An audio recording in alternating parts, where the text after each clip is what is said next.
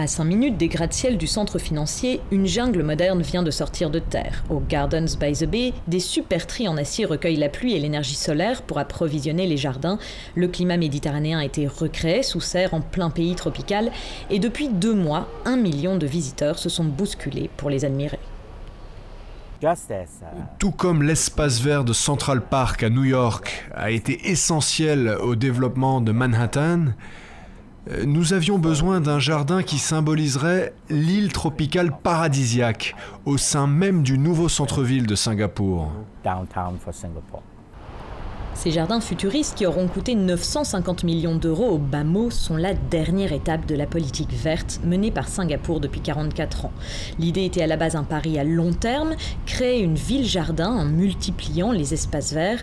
L'un des jardiniers en chef, c'est lui, Monsieur Wong. Sa mission, prouver que la cité-État parvenait à domestiquer la nature dans ce pays tropical comme un garant de l'efficacité de l'administration.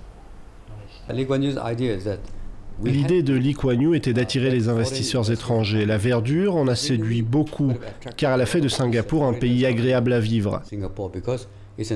En y repensant, les dépenses allouées aux espaces verts ont été largement rentabilisées par la venue de ces investisseurs. Et le leader autoritaire n'a pas lésiné sur les moyens pour hisser la cité-État à la pointe de l'écologie urbaine. 21 000 agents sont chargés de maintenir ces espaces verts. 10% de la surface de l'île ont été réservés pour créer des parcs. En 40 ans, Singapour s'est démarqué des pays voisins. Il y a un mois encore impossible pour Michael Shore et sa famille de jouer comme cela sur l'herbe. S'ils aimaient Pékin, la pollution était telle que la petite Silke restait confinée chez elle, parfois jusqu'à 7 jours d'affilée. Michael a alors demandé à son entreprise de le muter 9000 km plus au sud.